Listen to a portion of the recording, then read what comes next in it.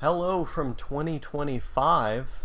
I hope you're all having a fantastic new year, and I hope your New Year's Eve was wonderful.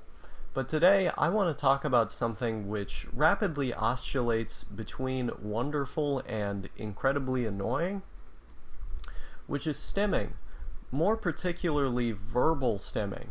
So, people with autism, people with ADHD, often engage in stimming behaviors, shortened for stimulating, things which are meant to mentally kind of get them going or keep them calm in the face of the environment around them, and so on.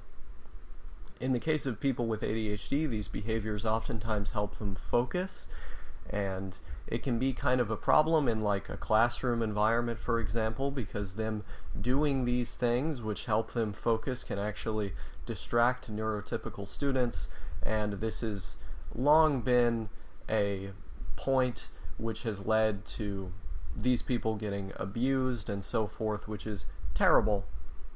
And it really makes you think about how the environment that neurodivergent people have to live in is, in just about every sense, averse to their existence, oppositional to them.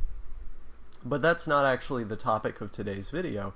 It's about stimming, not writ large, but in particular this verbal type of stimming. And I know about it because I do it a lot.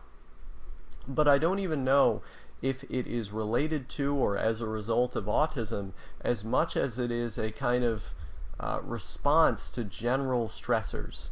So in the shower, for example, which I just got out of, I found myself like saying random phrases, a lot of offensive things, which is what I find myself doing more when I get in there. And also like here in the bedroom, I'll just sit here and mutter these very offensive, incoherent things to myself, knowing full well what I'm doing. Like, it's not like I see some sign in them, or this isn't schizophrenia we're talking about here, but it's more so like those are the things my brain grabs that's right in front of them and then spews out in order to express or get out some internal pain that I'm feeling. Like, oftentimes I'll find myself remembering things that I don't really want to remember, or feeling these strange physical psychosomatic sensations that those verbal outbursts will be in response to. And like I said, I don't even know if this is stimming as much as it is caused by something else. I do engage in stimming behaviors, though I feel like I've sought to repress them as much as I can over time. Like I find myself rocking back and forth in very repetitive ways. It's calming for me. I do a lot of things with my hands that are very like pattern type movements, things which are synchronized, and these things have a calming effect on me. That is more classically what you would call stimming. When I was a kid, I would like whistle and make shrieking sounds a lot to express certain feelings that I had, and it was very annoying for everyone around me, but it was one of the only ways I really knew how to express myself, being someone who for a while had a lot of trouble doing that, but had nonetheless been outspoken and unwilling to submit to authority.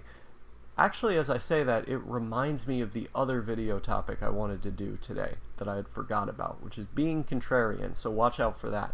But I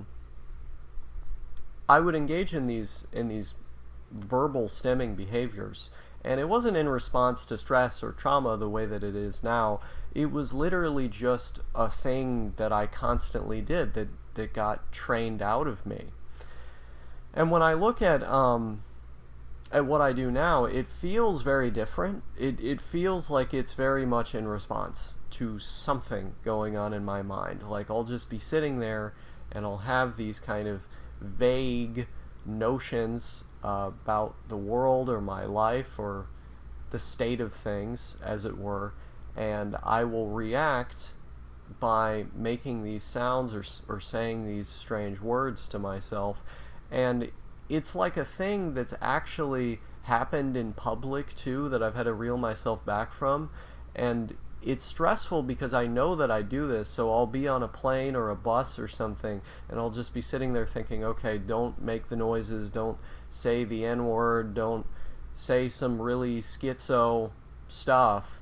And it's like so hard for me sometimes. I'll have to put all of my conscious energy into just doing that, and I'll succeed pretty much all of the time, almost 100% of the time, but there are a couple times something slips out. Thankfully nothing really bad, but something will just kind of slip out. It's also part of why, one of the many reasons why I don't listen to music in public, because when I get really excited by the music, I'll just find myself like blurting stuff out to myself.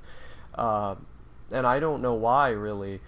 Actually, that's another topic for a video, actually. The strange reactions I have to music, I feel like would be really elucidating for some people who maybe experience the same thing. Anyway, yeah, there's a lot of stuff to talk about in this life.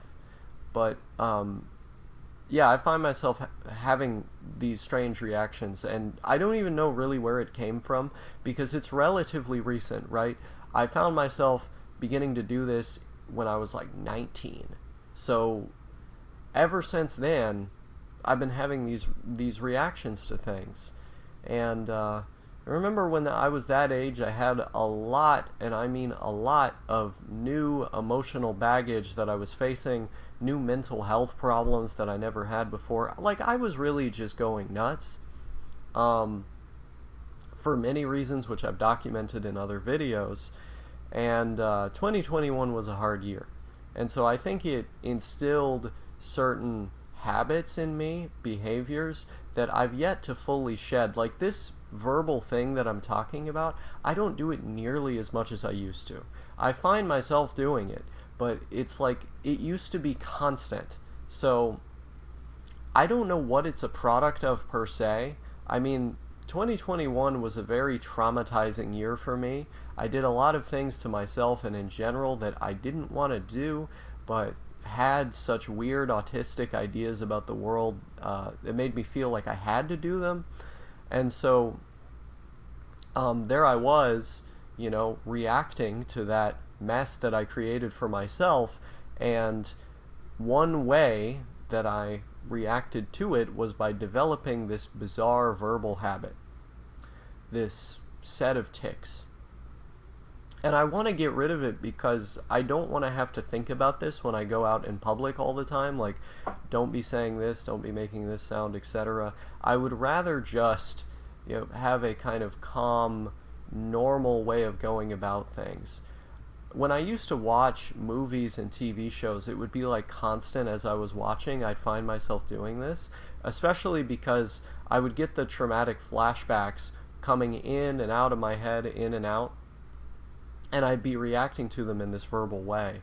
Yeah, that was the other thing too. In 2021, I started having flashbacks like really vividly, like crazy again, when I had mostly figured them out up to that point. Like I had been on SSRIs and doing therapy and stuff, and I got them pretty managed. I thought after I got off the SSRIs and had been off them for a while, I thought, yeah, I'm good, I'm totally fine. But there was a set of circumstances which exacerbated my already fragile but recovering mental state, and I found myself experiencing the full brunt of PTSD once again, and this was one way I reacted.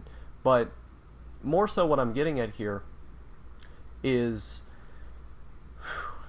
sorry, it's a lot to go on about, but more so what I'm getting at here is this maladaptive coping mechanism is fading. I find it to be going away. And if I look at movies and TV shows, for example, like I might whisper something very quietly to myself one or two times. I found that watching Azumanga Daioh with my girlfriend, I'll find myself doing that a couple times, but I don't even think she hears. Like, I don't even think it registers. I'll just be sitting there to myself watching for the most part. It's the same thing when I watch just about anything. Like, we were watching Kino's Journey the other day, and like, for whatever reason, the subtitles just didn't work on my computer. I think it's because this computer is literally from 2008 and is running an obscure Linux distro. But the website we were using to watch the show didn't have the subtitles displaying on my end, so I was watching the episode literally just with the Japanese, and like, from learning Spanish, I'm so used to just sitting in silence watching content that I don't understand, or most of which I don't understand. And so I was able to just sit there through the episode without even having a full context of like what was being talked about or what was going on. I mean, it helped that I had seen the show before, but that was years ago. So for the most part, I was just like staring blankly at this first episode of Kino's Journey, kind of enraptured by the imagery on screen, because it has a very nice art style, and I love the voice acting in the show. The way they speak is very nice, but trying to figure out to my best ability what was going on, and the entire time I was hit with like a serene sense of calmness. You know, this sort of fuzzy yet tranquil feeling washed over me. And it was wonderful. It was beautiful.